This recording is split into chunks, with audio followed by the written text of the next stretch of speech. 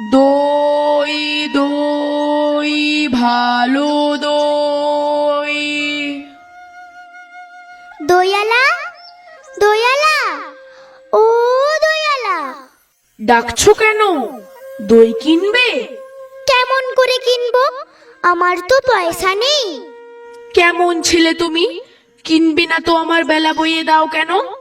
আমি যদি তোমার সঙ্গে চলে যেতে পারতুম তো যেতুম। আমার সঙ্গে? হ্যাঁ, তোমার সঙ্গে। তুমি যে কত দূর থেকে হাঁটতে হাঁটতে চলে যাচ্ছ, শুনে আমার মন কেমন করছে। বাবা, তুমি এখানে বসে কি করছো? কবিরাজ আমাকে বেরোতে বারণ করেছে, তাই আমি সারাদিন এখানেই বসে থাকি। আহা, বাছা তোমার কি হয়েছে?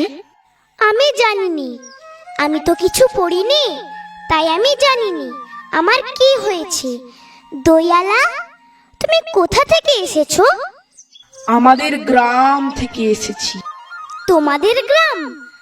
অনেক দূরে তোমাদের গ্রাম?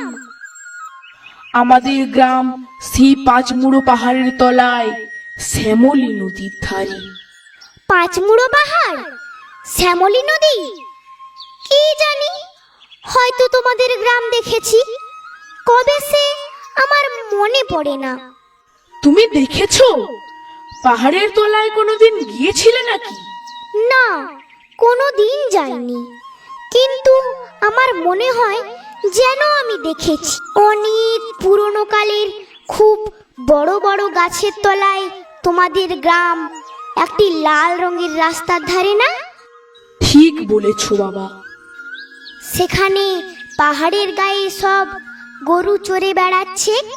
কি আশ্চর্য! ঠিক বলেছো, আমাদের গ্রামে গরু চড়ে বই কি, খুব চড়ে।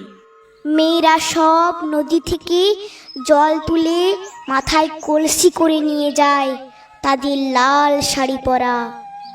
বাহ বাহ, ঠিক কথা। আমাদের সব গয়লা পাড়ার মেয়েরা নদী থেকে জল তুলে তো নিয়ে যাই, তবে কি না তারা সবাই যে লাল শাড়ি পরে তা নয়। কিন্তু বাবা, তুমি নিশ্চয়ই কোনোদিন সেখানে বেড়াতে গিয়েছিলে। সত্যি বলছি দয়ালা, আমি একদিনও যাইনি। কবিরাজ যেদিন আমাকে বাইরে যেতে বলবে, সেদিন তুমি নিয়ে যাবে তোমাদের গ্রামে। যাব বই কি বাবা, খুব নিয়ে যাব।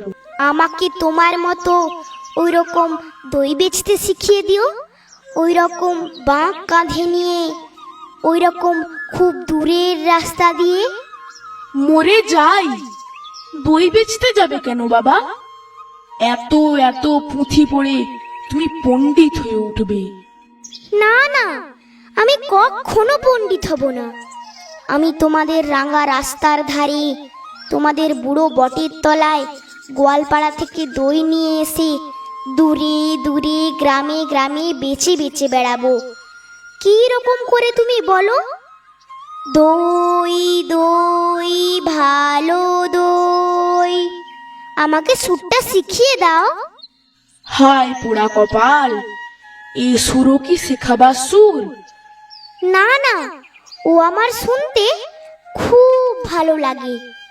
আকাশের খুব শেষ থেকে যেমন পাখির ডাক শুনলে মন উদাস হয়ে যায়, তেমনি ওই রাস্তার মোড় থেকে ওই গাছের সারির মধ্যে দিয়ে যখন তোমার ডাক আসছিল, আমার মনে হচ্ছিল, কি জানি কি মনে হচ্ছিল।